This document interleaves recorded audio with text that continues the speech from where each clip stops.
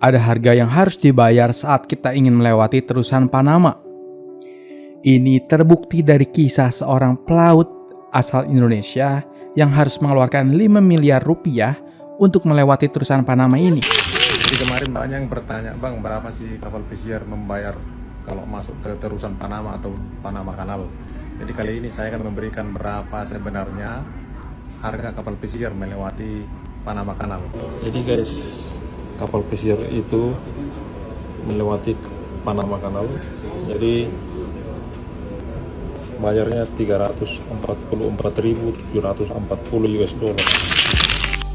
Daripada bingung, mending kita cari tahu yuk, di mana sih istimewanya terusan Panama ini? Apa bisa ya setiap negara punya hal serupa seperti terusan Panama ini? Selamat datang di Anak Teknik Indonesia. Untuk teman-teman semua, jangan lupa untuk like, komen, dan subscribe. Dan juga jangan lupa untuk aktifkan tombol notifikasinya untuk bisa dapatkan informasi seputar video-video menarik lainnya. Kalau kayak gitu, kita langsung berangkat aja ke terusan Panama. Terusan Panama atau yang lebih dikenal dengan Panama Canal merupakan kanal yang dikelola oleh Republik Panama di Amerika Tengah. Dikutip dari Britania, kanal ini menghubungkan Samudra Atlantik dengan Samudra Pasifik melalui tanah genting Panama yang sempit. Terusan Panama ini membentang sepanjang sekitar 65 km dari garis pantai dan sekitar 82 km dari perairan dalam Atlantik hingga Pasifik. Setelah selesai dibangun pada Agustus 1914, terusan ini merupakan satu dari dua saluran air buatan paling strategis di dunia, selain terusan Suez. Adanya terusan Panama ini membuat kapal-kapal yang berlayar dari Amerika Serikat bisa mempersingkat perjalanannya hingga 15.000 km. Ini sangat mempersingkat waktu. Kapal dari Amerika Selatan menghemat perjalanan sejauh 6.500 km, sementara kapal yang berlayar dari Eropa, Asia Timur, atau Australia menghemat jarak sejauh 3.700 km. Tanpa adanya terusan Panama, kapal-kapal ini akan berlayar dari Eropa ke Amerika akan menghabiskan waktu lebih lama karena perlu mengelilingi Tanjung Horn di Chile. Ada yang unik kalau kita lihat desain dari aliran air di Panama ini, membuatnya jadi salah satu dari 7 keajaiban dunia modern yang dilakukan oleh American Society of Civil Engineers. Seperti kebanyakan kanal, terusan Panama ini menggunakan lock system atau pintu air. Lock system ini dibuat untuk mengangkat kapal ke atas hingga mencapai danau Gatun setinggi 26 meter di atas permukaan air laut. Lock system ini dipilih sebagai cara untuk menghindari menggali hingga kedalaman menyentuh permukaan air laut. Dengan adanya danau buatan, ini dinilai saat itu sistem lock menjadi pilihan yang terbaik.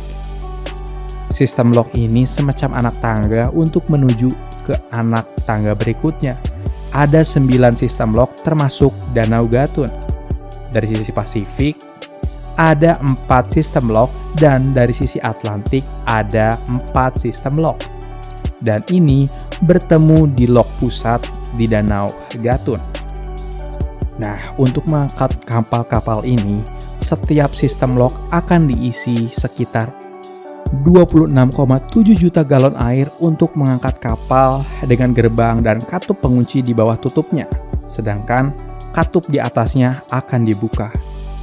Selanjutnya, air akan mengalir deras melalui 20 lubang di lantai ruangan.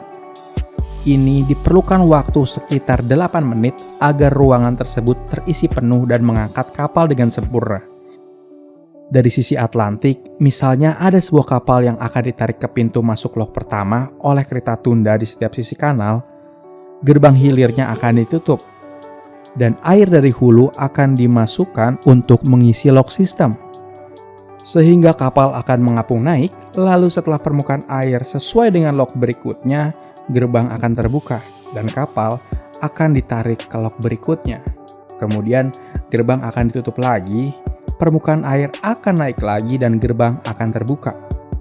Kemudian ini akan terjadi sekali lagi hingga lock ketiga menaikkan ke permukaan air Danau Gatun pada ketinggian 26 mdpl. Kalau ngomongin soal tarif yang segitu mahalnya, ya wajar aja karena terdapat rangkaian yang cukup rumit untuk memindahkan kapal di satu titik ke titik lainnya. Tarif terusan Panama ini ditentukan karena ukuran ruangan yang berfungsi sebagai tangga terbatas. Tapi nggak semua kapal bisa melewati ruangan terusan ini. Kapal yang bisa lewat harus memiliki panjang maksimal, yaitu yang memiliki panjang 32,3 meter.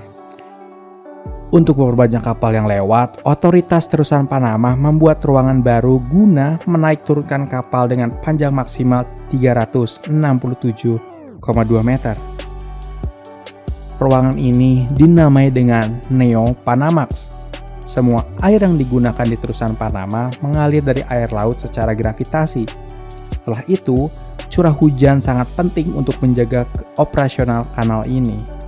Rata-rata dibutuhkan 52 juta galon air untuk kapal yang lewat jalur kunci lama, dan sementara untuk Neo Panamax dibutuhkan 22 juta galon air untuk beroperasi. Setiap kapal yang lewat dikendalikan oleh nahkoda khusus terusan Panama. Terusan ini menjadi satu-satunya jalur perairan di dunia dengan kapal yang tidak dijalankan oleh kaptennya sendiri. Dilansir dari Britania, tarif untuk menggunakan terusan Panama ini bervariasi. Ini ditentukan oleh ukuran kapal yang lewat. Sebuah kapal kargo modern mungkin harus membayar lebih dari $800.000 atau setara 12,3 miliar per transit. Jika lewat pintu Neo Panamax, dikutip dari Logistic Asian, kapal berukuran besar dan terisi penuh bisa membayar lebih dari $1 juta atau sekitar dengan 15,4 miliar rupiah. Wah, ini angka yang cukup besar ya. Nah, setelah disebutkan tadi, mahalnya biaya transit di terusan Panama ini bukan berarti tanpa hambatan dan tanpa rintangan. Tentu, ini bisa saja lebih mahal dan diperparah dengan kondisi lingkungan, yaitu kekeringan. Otoritas terusan Panama pada bulan Agustus 2023 tengah mengurangi slot lalu lintas sejak 8 Agustus lalu. Hal ini disebabkan karena mengeringnya terusan Panama sejak akhir Juli 2023. Surutnya terusan Panama ini tentu mempengaruhi kapal-kapal ekspor-impor yang ingin melintas di jalur transportasi dan logistik penting di dunia saat itu. Bahkan, jumlah kapal yang menunggu untuk menyeberangi terusan Panama telah mencapai ratusan unit. Tentu, dengan kebutuhan air yang sangat besar, terusan Panama akan selalu kehilangan 50 juta galon air ketika satu kapal melintasi kanalnya. Namun, situasi memperburuk setelah air di Danau Gatun yang mengaliri kanal berada pada titik terendah dalam 4 tahun terakhir. Pada saat itu, waktu tunggu untuk menyeberangi kanal rata-rata sekitar 21 hari. Ini lebih lama dari hari-hari sebelumnya. Kekeringan di terusan Panama saat itu telah membuat para pembisnis mengambil rute alternatif lainnya. Tapi tentunya hal itu menambah waktu, menambah biaya bahan bakar untuk perjalanan tersebut. Jadi ya wajar aja kalau terusan Panama ini yang begitu penting bisa sangat mahal harganya. Kalau menurut kalian gimana nih? Coba bisa komen di kolom komentar dan jangan lupa untuk like, komen, dan subscribe. Dan jangan lupa juga untuk saksikan video-video selanjutnya dari channel Anak Teknik Indonesia. Sampai jumpa di video selanjutnya. See you.